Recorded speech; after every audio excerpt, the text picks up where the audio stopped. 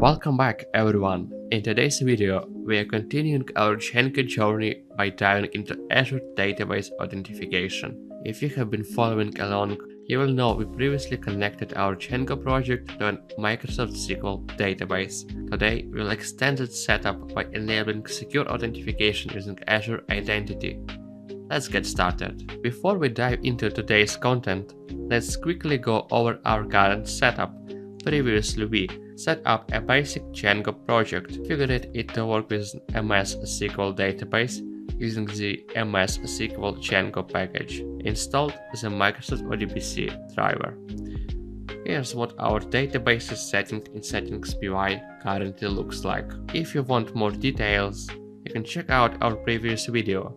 Now let's move forward. To enable Azure Database Authentication, you need to have the Azure CLI installed on your machine.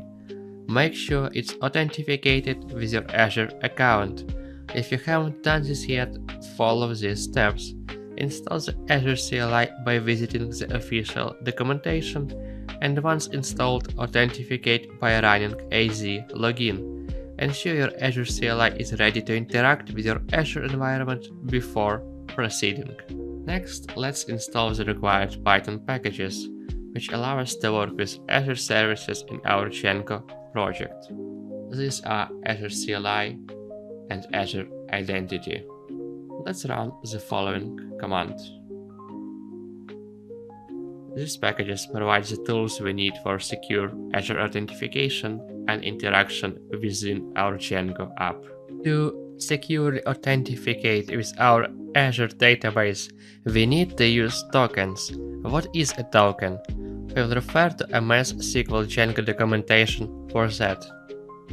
String, access token fetched as a user or service principal, which is access to the database. But why tokens? A hard-coded token could technically work, but it's not a good solution because tokens can expire, leading to downtime or manual intervention to update them. Storing tokens in our code or configuration files poses a significant security risk. Instead, we will use a dynamic approach that ensures tokens are securely managed, always valid, and fetched when needed. To achieve this, we will create a Python module to dynamically retrieve and cache tokens. Let's walk through this solution step by step. Here is the complete code for database token module. Credential setup. The isLocal flag determines whether the app is running locally or in a cloud environment. Default Azure credential is a versatile class that aggregates several authentication methods like Azure CLI or environment variables to simplify local development.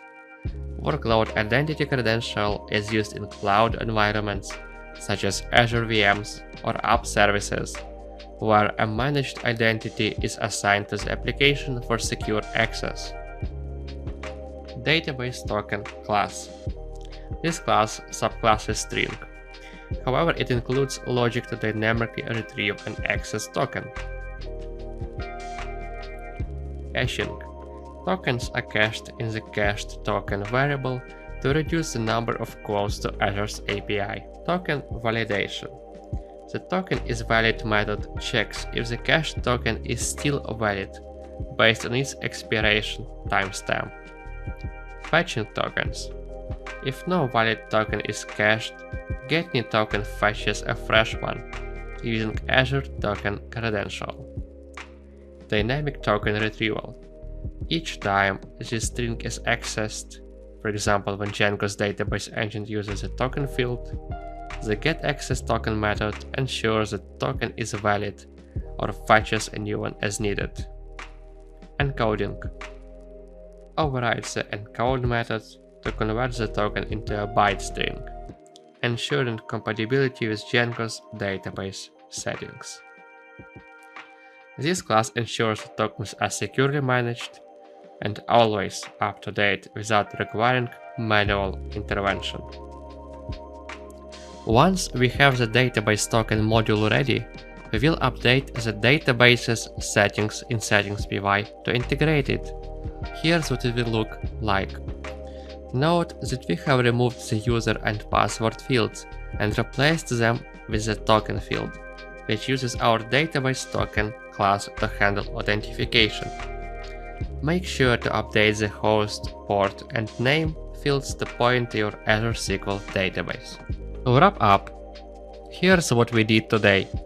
Reviewed the existing setup and ensured the Azure CLI was installed and authenticated, installed the Azure CLI and Azure Identity Python packages, created a custom database token module to handle token-based authentication, updated the database setting in Settings PY to use Azure Database Authentication securely. If you are interested in Django project development or working with Azure, check out NDev website for more resources. In the next video, we will take this further by adding support for row compression and temporal tables in our Django project. Make sure to subscribe so you don't miss it. Thanks for watching and see you next time.